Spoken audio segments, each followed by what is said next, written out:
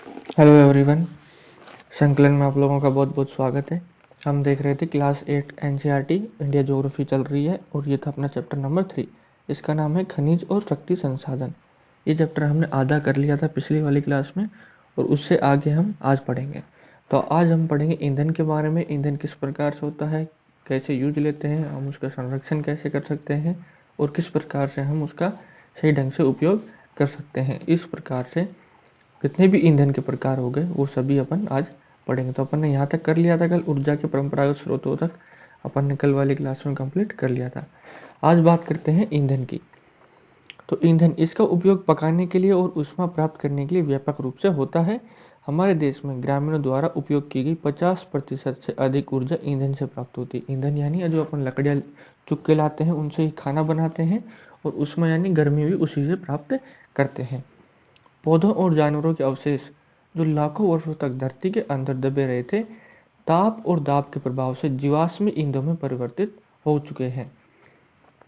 यानी जो कभी पृथ्वी पर मान लेते हैं कि बहुत सालों पहले, कई लाखों करोड़ों सालों पहले जो उथल पुथल मची थी, उथल पुथल का मतलब ऐसा है कि जैसे बहुत बड़ी प्रलय आ गई, प्रलय में बहुत से जानवर पेड़ पौधे दब के मिट्टी में दफन हो गए। अब वो बहुत करोड़ों वर्षों के बाद अत्यधिक ताप और दाब के कारण वो जीवाश्मी ईंधन में परिवर्तित हो गया है। अब जीवाश्मी ईंधन की बात करते हैं तो इसमें आता है कोयला, पेट्रोलियम और प्राकृतिक गैस परंपरागत ऊर्जा के मुख्य स्रोत हैं। इन खनिजों के भंडार सीमित हैं और विश्व की बढ़ती जनसंख्या जिस दर से इनका उपयोग कर रही है वह इनके निर्माण की दर से कहीं अधिक है, इसलिए शीघ्र ही समाप्त होने वाले हैं।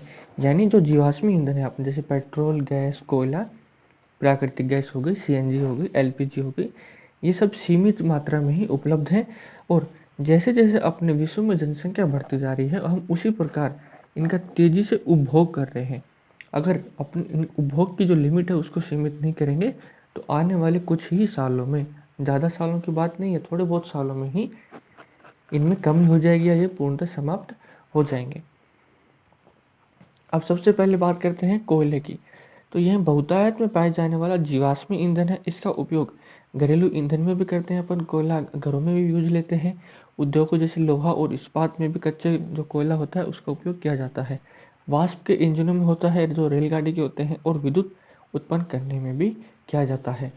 अगर अपन सबसे वो बात करें कि अपने भारत में जो विद्युत उत्पन्न होती है वो सबसे ज़्यादा तापीय विद्युत उत्पन्न होती है। जैसे कोयले से प्राप्त विद्युत को तापीय ऊर्जा कहा जाता है। यानी कोयले को जलाकर जो ताप उत्पन्न होती है हम उससे बिजली बनाते हैं। तो अपने बिजली की आपूर्ति सर्वाधिक रूप से हम कोयले पर ही निर्भर हैं। कोयला जिसका हम आज उपयोग कर रहे हैं वह लाखों वर्ष पूर्व विशाल फर्न और दलदल के पृथ्वी की परतों के दबने से बना है। कोयला इसलिए अंतर्हित धूप के रूप में जाना जाता है। विश्व में अग्रणी उत्पादक जो देश हैं उनका नाम है चीन, संयुक्त राज्य अमेरिका यानी यूएसए, जर्मनी, रूस, दक्षिण अफ्रीका और फ्रांस है। भारत के कोयला उत्पादक क्षेत्र में रानीगंज है, पश्चिम बंगाल में है ये, झरिया, धनबाद और बोकारो झारखंड में है। यानी विश्व के प्रमुख उत्पादक में सबसे ज़्यादा बात करते हैं तो चीन में सबसे ज़्यादा कोयला है, फिर यूएसए में, फिर जर्मनी, रूस, दक्षिण अफ्रीका और फ्रांस में। और भारत में बात करते हैं तो भारत में आता है रानीगंज जो पश्चिम बंगाल में है, झरिया, धनबाद और बोकारो ये सब झारखंड में है। तो ये दोनों चीज़ें भी याद रखने लायक हैं। अब बात करते हैं पेट्रोलियम की। पेट्रोल जिससे आपकी कार चलती है और तेल जो आपकी साइकिल को चरमराने से रोकता है। दोनों की शुरुआत गाढ़े काले द्रव से होती है। यानी जब पृथ्वी से हम पेट्रोल निकालते हैं तो ऐसे पेट्रोल हो गया, डीजल हो गया, केरोसिन हो गया, ऐसे अपन अलग अलग नहीं निकालते, ये एक काले द्रव के रूप में ही निकलता है। इनको अपन बाद में परिष्कृत करके अलग अलग फॉर्म में डिवाइड कर लेते हैं यानी बांट लेते हैं। और जो काला द्रव होता है उसे पेट्रोलियम कहते हैं। यह सैलो यानी चट्टानों की परतों के मध्य पाया जाता है और इसका वेधन अपतटीय व तटीय क्षेत्रों में स्थित तेल क्षेत्रों में किया जाता है। फिर बताया गया है कि तदुपरांत यानी उसके बाद इसे परिष्करणशाला यानी रिफाइनरी में भेजा जाता है जहाँ से इसको अपन शुद्ध करके यूज में लेते हैं। जहाँ अपरिष्कृत पेट्रोलियम के प्रकरण से विभिन्न तरह के उत्पाद बनते हैं। जैसे डीजल बनता है जो अपना काला द्रव होता है जिसको अपन पेट्रोलियम कहते हैं, उससे डीजल भी बनता है, उसी से पेट्रोल बनाते हैं। मिट्टी का तेल यानी केरोसिन, मोम, प्लास्टिक और स्नेहक तैयार किए जाते हैं।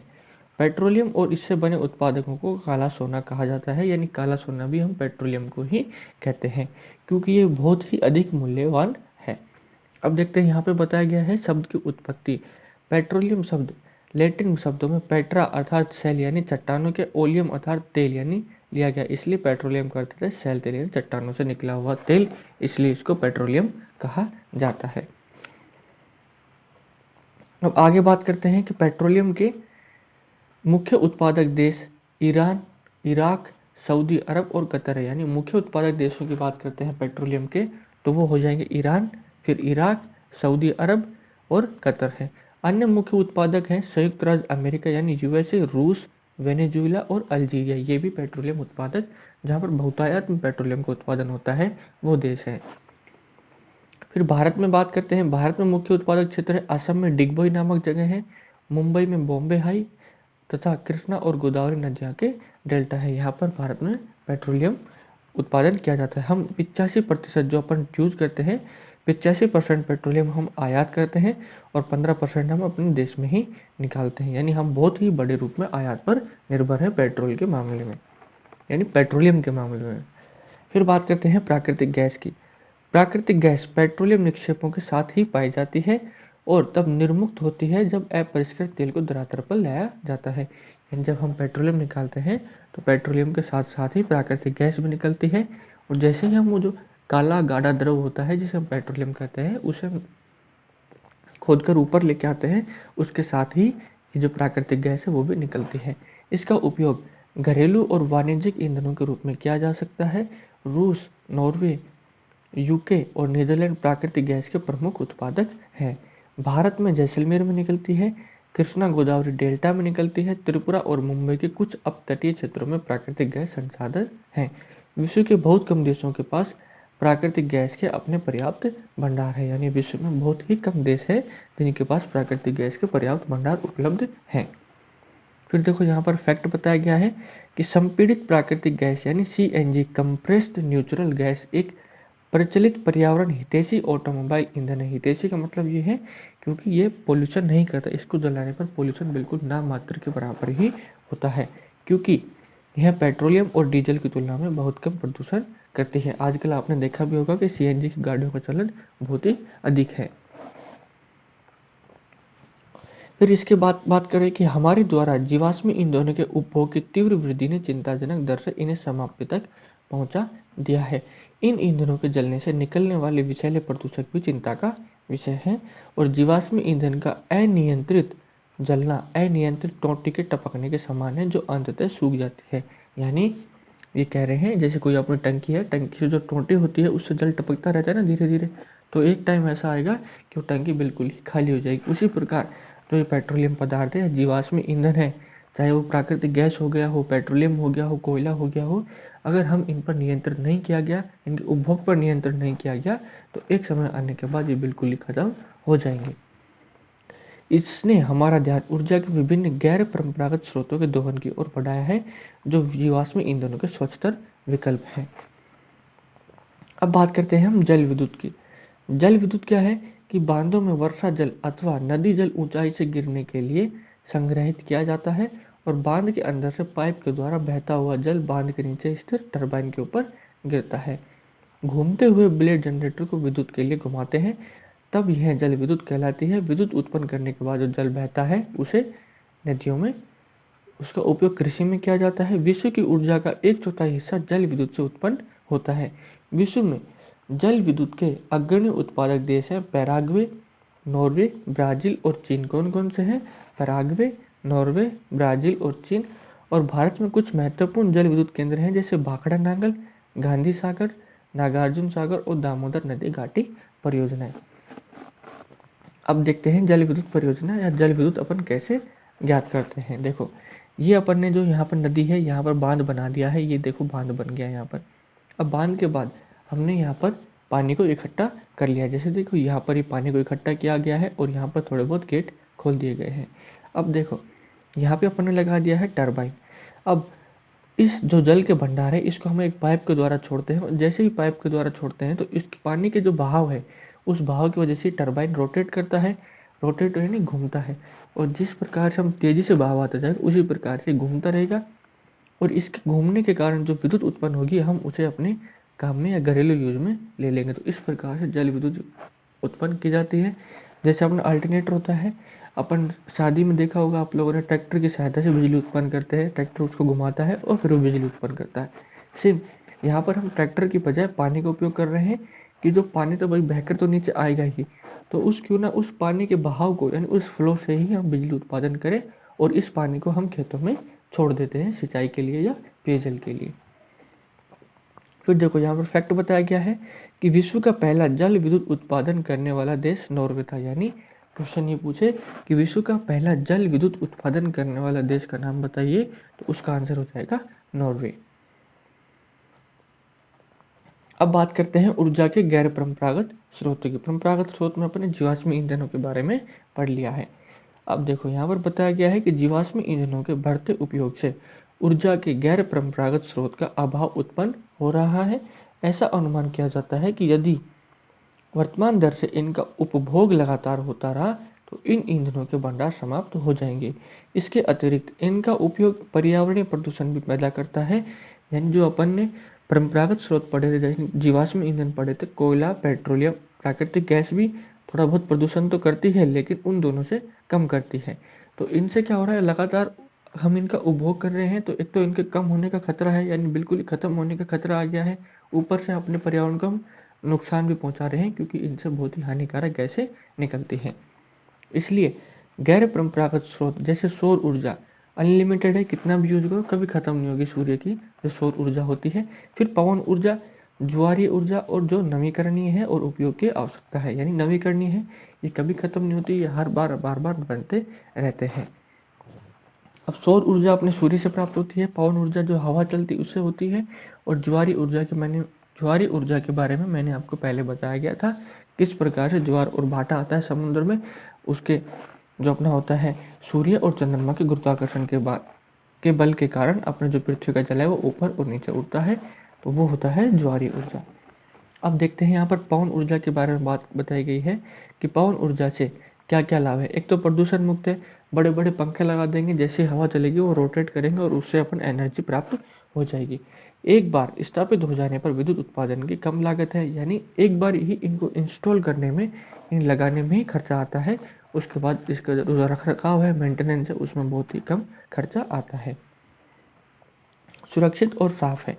अब देखो हानि क्या है, एक तो ध्वनि प्रदूषण है। ध्वनि प्रदूषण किस प्रकार है, जैसे वो ब्लेड घूमेंगी, जो पंखा लगा होता है बड़ा सारा, उसकी ब्लेड घूमेंगी, जो पवन चक्की बोलते हैं अपन, जैसे पवन चक्की की जो ब्लेड घूमती है उससे ध्वनि प्रदूषण होता है। और पवन चक्कियों को स्थापित करना महंगा भी है क्योंकि बहुत ही ऊंचे लगानी पड़ती है और उनको स्थापित करने में बहुत ज़्यादा खर्चा आ जाता है। रेडियो व दूरदर्शन के प्रसारण संकेतों में व्यवधान उत्पन्न होता है और पक्षियों के लिए भी हानिकारक होते हैं, क्योंकि जब वो ब्लेड रोटेट करते हैं तो उनसे पक्षियों के टकराने का खतरा भी बढ़ जाता है। अब देखो सौर ऊर्जा की बात करें तो लाभ क्या है, असमाप्य है, कभी खत्म नहीं होगी, क्योंकि सूर्य की रोशनी है हमेशा, चाहे कितने साल हो जाओ सूर्य की रोशनी हमें पृथ्वी पर हमेशा मिलती रहेगी, और प्रदूषण मुक्त तो है ही। हानि क्या है कि बहुत खर्चीला है, जो अपन सोलर प्लेट लगाते हैं घरों में वो बहुत महंगी आती हैं और एक बार में बहुत ही ज़्यादा खर्चा हो जाता है, जिससे अपन जो आम आदमी है वो लगवाने से उसको कतराता है। फिर क्या बताया गया है कि स्रोत के विस्तृत होने से ऊर्जा की बर्बादी भी हो जाती है। फिर ज्वारीय ऊर्जा की बात करें तो वही है, प्रदूषण मुक्त है और असमाप्य है, क्योंकि कभी खत्म नहीं होगा। पृथ्वी का जो गुरुत्वाकर्षण बल है और चंद्रमा और सूर्य का गुरुत्वाकर्षण बल भी कभी खत्म नहीं होगा, जिससे ज्वार भाटे लगातार आते रहते हैं। हानि क्या होगी कि वन्य जीव आवास का नष्ट हो जाएगा और दोहन में ये कठिन है, क्योंकि इससे बिजली बनाने में बहुत ही ज़्यादा हानिकारक, यानी बहुत ही ज़्यादा मेहनत का काम है। फिर बात करते हैं परमाणु ऊर्जा की। परमाणु ऊर्जा क्या है कि बड़ी मात्रा में ऊर्जा का उत्पादन अपन कर सकते हैं परमाणु ऊर्जा से, लेकिन हानि क्या है कि रेडियो एक्टिव वेस्ट को उत्पन्न करना, जो वेस्ट होता है, रेडियो एक्टिव वेस्ट होता है, वो बहुत ही मात्रा में उत्पादित किया जाता है इसके द्वारा, और उस वेस्ट को सुरक्षित स्थान पर अंडरग्राउंड यानी खड्डा खोद के बंकर बना के, बंकर यानी सीमेंट की मोटी मोटी सी दीवारें बना के उसमें डालते हैं और उसके बाद उसको बंद कर देते हैं। अगर वो लीक हो गया तो पर्यावरण को बहुत ही ज़्यादा नुकसान पहुंचा सकता है। खर्चीला तो है ही है। फिर बायोगैस की बात करते हैं। बायोगैस बनाने में कम लागत आती है उपयोग में ये आसान होता है और जैव व्यर्थ का उपयोग और बायोगैस का उत्पादन किया जा सकता है। हानि क्या है कि हरित गृह प्रभाव इसके वजह से ज़्यादा बढ़ जाता है। फिर बात करते हैं भूतापीय ऊर्जा की। तो ये स्वच्छ, पर्यावरण हितैषी व हर समय उपलब्ध है। हानि क्या है कि शहर से बहुत दूर अवस्थित होने के कारण विद्युत वाहन का खर्चा बहुत ज़्यादा है। यानी यहाँ पर शहर है और यहाँ पर अपन ने भूतापीय ऊर्जा लगा रखी है, तो यहाँ से यहाँ पहुँचाने में ही खर्चा बहुत ज़्यादा लग जाता है। अब बात अपन करते हैं सौर ऊर्जा की। सौर ऊर्जा की बात करें तो सूर्य की ऊष्मा और प्रकाश की ऊर्जा हमारे लिए प्रतिदिन अनुभव की जा सकती है। यानी प्रतिदिन सूर्य की रोशनी तो निकलती है और उससे गर्मी भी पैदा होती है। सूर्य से प्राप्त सौर ऊर्जा सौर सेलों में विद्युत उत्पन्न करने के लिए प्रयोग में की जा सकती है। जो सौर सेल होते हैं वो सूर्य की ऊष्मा से या सूर्य की गर्मी से विद्युत का उत्पादन करते हैं। इनमें से कई सेलों को सौर पैनलों से तापन और प्रकाश के लिए शक्ति उत्पन्न करने के लिए जोड़ा जाता है और धूप की प्रचुरता वाले उष्ण कटिबंधीय देशों के लिए सौर ऊर्जा के उपयोग की प्रौद्योगिकी बहुत ही लाभदायक है। सौर ऊर्जा का उपयोग सौर तापक, सौर कुकर, सोलर ड्रायर के साथ साथ समुदाय को रोशनी देने और यातायात संकेतों में भी होता है। यानी ये जो रेड लाइटें होती हैं उनके ऊपर भी गौर से देखना कि जो सोलर पैनल होते हैं वो लगे होते हैं, दिन में वो चार्ज होते रहते हैं और रात में जब उसमें जो बैटरी होती है उसी से अपना काम चलाते हैं। और फिर क्या बताया गया कि सौर कुकर होता है खाना बनाने के लिए, सोलर ड्रायर ये भी होता है सुखाने के लिए, और सौर तापक यानी जिससे अपन पानी भी गर्म करते हैं आजकल, वो भी सौर ऊर्जा से चलते हैं। फिर बात करते हैं पवन ऊर्जा की। पवन ऊर्जा एक असमाप्त स्रोत है जैसे सौर ऊर्जा था। पवन चक्कियों का उपयोग अनाजों को पीसने और जल निकालने के लिए चिरकाल से चलता आ रहा है, क्योंकि पवन चक्कियों का उपयोग हम बहुत ही पुराने समय से कर रहे हैं। वर्तमान पवन चक्कियों में तीव्र गति से चलती हवाएं पवन चक्की को घुमाती हैं, जो विद्युत उत्पादन करने के लिए जनरेटर से जुड़ी होती है।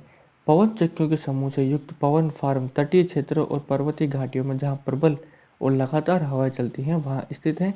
यानी एक तो पर्वत घाटियाँ हो गई, और जो फार्म होते हैं तटीय क्षेत्रों में जो फार्म होते हैं जहाँ पर हमेशा वर्ष में निरंतर हवाएं चलती रहती है वहाँ पर लगाई जाती हैं। पवन farm Netherlands, Germany, Denmark, UK, USA और स्पेन में पाए जाते हैं, जो पवन ऊर्जा उत्पादन में उल्लेखनीय है। अब बात करते हैं परमाणु ऊर्जा की।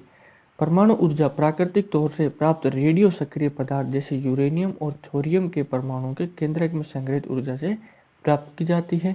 ये पदार्थ नाभिकीय रिएक्टरों से नाभिकीय विखंडन से गुजरते हैं। यानी एक परमाणु का अणु हो गया, ये फिर दो अणुओं में टूटा, फिर दो अणु 4 अणुओं में टूटते हैं। इसी प्रकार से ये 4 अणु 8 अणुओं में टूटते हैं। तो ये इस प्रकार से टूटता रहता है और उसकी वजह से जो अपनी इलेक्ट्रिसिटी है विद्युत उत्पादन की जाती है, और ये नाभिकीय विखंडन से गुजरते हैं और उत्सर्जन ऊर्जा की प्राप्ति होती है। परमाणु ऊर्जा के सबसे बड़े उत्पादक संयुक्त राज्य अमेरिका और यूरोप।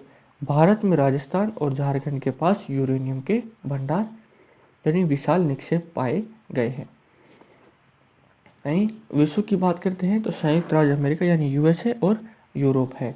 फिर बात करते हैं फैक्ट की। विश्व का प्रथम सौर और पवन चालित बस अड्डा स्कॉटलैंड में, यानी प्रथम सौर से चालित और पवन चालित बस अड्डा कहाँ पर है? स्कॉटलैंड में है। ये चीज़ भी याद रखने जैसी है। फिर बात करते हैं कि थोरियम विशाल मात्रा में केरल के मोनोजाइट बालू में पाए जाते हैं, और ये एग्जाम में बहुत बार पूछा गया है कि थोरियम के भंडार अपने भारत में कहाँ पर पाए जाते हैं? केरल में, और कहाँ पर? मोनोजाइट के बालू के अंदर। भारत में स्थित परमाणु ऊर्जा के केंद्र तमिलनाडु में कलपक्कम है, महाराष्ट्र में तारापुर और राजस्थान में कोटा के निकट राणा प्रताप सागर, और उत्तर प्रदेश में नरोरा और कर्नाटक में कैगा है। यानी भारत में परमाणु ऊर्जा के संयंत्रों की बात करते हैं तो तमिलनाडु में कलपक्कम है, महाराष्ट्र में तारापुर, राजस्थान में राणा प्रताप सागर, उत्तर प्रदेश में नरोरा और कर्नाटक में कैगा है। ये देखो, ये है अपना नाभिकीय रिएक्टर और ये है परमाणु विखंडन। जैसे विखंडन से ऊष्मा प्राप्त हुई, ये यहाँ पर गर्म जल हुआ, गर्म जल यहाँ पर गया, फिर यहाँ पर भाप गई, और भाप की वजह से ये टरबाइन घूमा, टरबाइन की वजह से जनरेटर, जो अपने बिजली टरबाइन घूमेगा, टरबाइन से जनरेटर चालू होगा, जनरेटर से विद्युत का उत्पादन होगा। तो इस प्रकार से इस पवन यानी जो यूरेनियम है या परमाणु ऊर्जा है उससे अपन बिजली का उत्पादन करते हैं। अब बात करते हैं भूतापीय ऊर्जा की। ताप ऊर्जा जो पृथ्वी से प्राप्त की जाती है भूतापीय ऊर्जा कहलाती है। पृथ्वी के अंदर गहराई बढ़ने के साथ तापमान में भी लगातार वृद्धि होती जाती है। यानी पृथ्वी हम जिस प्रकार से जैसे जैसे हम गहराई में जाते जाएंगे वैसे वैसे पृथ्वी के तापमान में वृद्धि होती जाएगी और कभी कभी यह तापमान ऊर्जा भू सतह पर गर्म जल के झरनों के रूप में प्रकट हो सकती है। यानी जो गर्म जल के झरने होते हैं ना, कभी कभी पृथ्वी पर देखते हैं कि वहां से भाप निकल रही है, तो वो भाप भूतापीय ऊर्जा के कारण ही निकलती है। यह ताप ऊर्जा शक्ति उत्पादन करने में प्रयुक्त की जा सकती है। वर्षों से गर्म जल के स्रोतों के रूप में भूतापीय ऊर्जा खाना बनाने, ऊष्मा प्राप्त करने और नहाने के लिए प्रयोग में लाई जाती है। यूएसए विश्व का सबसे बड़ा भूतापीय ऊर्जा का संयंत्र है। इसके बाद न्यूजीलैंड, आइसलैंड, फिलीपींस और मध्य अमेरिका है। भारत में भूतापीय ऊर्जा के संयंत्र हिमाचल प्रदेश में मणिकरण और लद्दाख में पूगा घाटी में स्थित है। यानी विश्व का सबसे बड़ा भूतापीय ऊर्जा संयंत्र बात करते हैं यूएसए में है, उसके बाद न्यूजीलैंड में है, आइसलैंड में है, फिलीपींस और मध्य अमेरिका। भारत में बात करते हैं तो हिमाचल में मणिकरण और लद्दाख में पूगा घाटी में स्थित है। ये देखो, जैसे ये भूतापीय ऊर्जा है, ये कुआं लगाया, इसकी गर्मी से जो भाप निकल के आ रही है और ये यहाँ पर जल आ रही है और ये जल और इस भाप की वजह से जल गर्म हो रहा है और उस जल की वजह से ये टरबाइन जनरेट कर रहा है और ये इस यहाँ से बिजली उत्पन्न की जा रही है। ठीक, इस प्रकार से अपन भूतापीय ऊर्जा का उपयोग करते हैं बिजली पैदा करने में।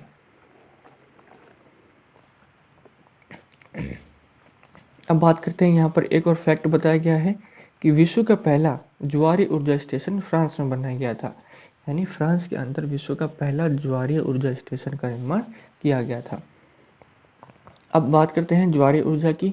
ज्वार से उत्पन्न ऊर्जा को ज्वारीय ऊर्जा कहते हैं। इस ऊर्जा का विदोहन समुद्र के संकरे मुहाने में बांध के निर्माण से किया जाता है। उच्च ज्वार के समय ज्वारों की ऊर्जा का उपयोग बांध में स्थापित टरबाइन को घुमाने के लिए किया जाता है। रूस, फ्रांस और भारत में कच्छ की खाड़ी में विशाल ज्वारीय मील के क्षेत्र है। यानी ज्वार आता है, ज्वार के समय जो जल होता है वो बहुत ही ऊपर उठता है और उस ऊपर उठे हुए जल से हम जो टरबाइन होते हैं उसको घुमाया जाता है और इन घुमाने के बाद जो बिजली जनरेट होती है उसे हम अपने काम में ले लेते हैं। फिर रूस, फ्रांस और भारत में जो कच्छ की खाड़ी है उसमें विशाल ही ज्वारीय मील के क्षेत्र हैं। ये देखो, ये जनरेटर लगा हुआ है, ये टरबाइन है। अब जैसे ही उच्च ज्वार भाटा आएगा तो पानी इधर आएगा, निम्न ज्वार भाटा आएगा तो पानी इधर आएगा। इसकी वजह से जो पंखा है, टरबाइन है, ये रोटेट करेगा और बिजली का उत्पादन यहाँ पर किया जाएगा। अब बात करते हैं बायोगैस की। जैविक अपशिष्ट जैसे मृत पौधे और जंतुओं के अवशेष, पशुओं का गोबर, रसोई के अपशिष्ट को गैसीय ईंधन में बदला जा सकता है और इसे बायोगैस कहते हैं। जैविक अपशिष्ट बैक्टीरिया द्वारा बायोगैस संयंत्र में अपघटित होते हैं, जो कि अनिवार्य रूप से मीथेन और कार्बन डाइऑक्साइड का मिश्रण है। बायोगैस खाना पकाने, विद्युत का उत्पादन का सर्वोत्तम ईंधन है और इससे प्रति वर्ष बड़ी मात्रा में जैव खाद का भी उत्पादन किया जाता है। ठीक है, यानी बायोगैस को हम बनाते तो हैं लेकिन उसके साथ साथ हमें ऊर्जा भी प्राप्त होती है और हमें जैविक खाद भी प्राप्त होता है। फिर बताया गया है कि ऊर्जा सर्वव्यापी है, लेकिन इस ऊर्जा का विदोहन बहुत ही कठिन और खर्चीला है। हम में से प्रत्येक व्यक्ति को ऊर्जा नष्ट न करके एक भिन्नता ला सकते हैं। यानी हमें कम से कम ऊर्जा का जो है उपयोग करना चाहिए, काम आने पर ही उपयोग करना चाहिए। ये नहीं कि उपयोग नहीं करना चाहिए, काम आए उतना ही उपयोग करें, उसके बाद अपना काम होने के बाद जो अपना पंखा है उसको बंद कर दे, लाइट बंद कर दे, या कोई भी अन्य इलेक्ट्रॉनिक सामान है किसी भी प्रकार का है उसको हमें बंद कर देना चाहिए, ताकि हम ऊर्जा को बचाने में, ऊर्जा के संसाधनों को बचाने में अपना कुछ मामूली सा एक छोटा सा योगदान दे सके। ऊर्जा की बचत ही ऊर्जा का उत्पादन है। अभी कार्य करें और ऊर्जा के भविष्य को सुनहरा बनाएं। ठीक है, तो ये हो गया अपना यहाँ पर चैप्टर नंबर कंप्लीट। 3 था ये, चैप्टर नंबर 3 था जो अपन ने पढ़ा था, ऊर्जा वाला कंप्लीट हो गया है। अगर आपको वीडियो अच्छी लग रही है तो लाइक कीजिए, अपने दोस्तों के साथ शेयर कीजिए, चैनल को सब्सक्राइब जरूर करके जाना है और हाँ, कमेंट करके ज़रूर बताइए, कमेंट करके ज़रूर बताना कि आपको क्या अच्छा लगा, क्या बुरा लगा, किस चीज़ में हमें इम्प्रूवमेंट करने की ज़रूरत है और क्या चीज़ हम आपके लिए नहीं कर सकते हैं जिससे आपको अच्छा लगे। और टेलीग्राम चैनल की बात करते हैं तो वो यहाँ पर मिलेगा आपको @संकलन क्लासेज, जिसमें S बड़ा है और C बड़ा है। ये आप सर्च करेंगे टेलीग्राम पर तो इस प्रकार से आपको हिंदी में अपने चैनल का नाम दिखेगा, वो आपको ज्वाइन कर लेना है। यहाँ से वीडियो का PDF और वीडियो का नोटिफिकेशन दोनों ही टाइम के अनुसार आपको मिल जाएंगे। आज की वीडियो अपन नहीं रखते हैं, वीडियो देखने के लिए आप सभी